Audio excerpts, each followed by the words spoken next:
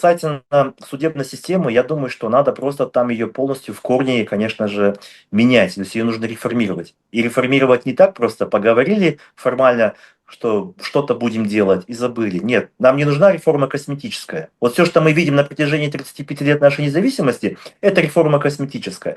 Нам нужна настоящая и капитальная реформа. И нужно ее начинать прежде всего с Верховного суда. До тех пор, пока в Верховном суде этой реформы не будет, у нас и будет, вот скажем так, такой бардак, который мы на сегодня имеем в судебной системе.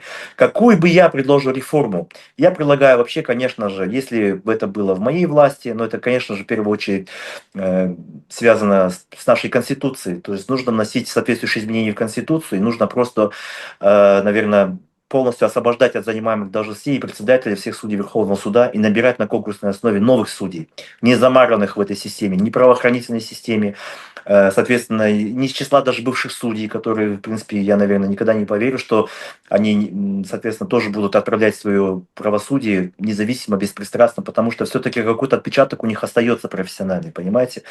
Кому-то служить, потому что сегодня система такая, должен быть бастык. Вот они привыкли. А кто у нас к бастыкам привыкает? Это все бывшие выходцы с органов прокуратуры, там, внутренних дел, в целом системы правоохранительных органов. Они привыкли служить, они не понимают, что такое независимость. Судебная система – это не та структура, где ты должен кому-то служить. Ты должен служить Конституции и закону. Так в Конституции написано. Ты подчиняешься только Конституции, только закону. И пока мы вот не обеспечим полную реформу путем освобождения всех судей Верховного суда, занимаемых должностей, мы никакой реформы не получим в судебной системе.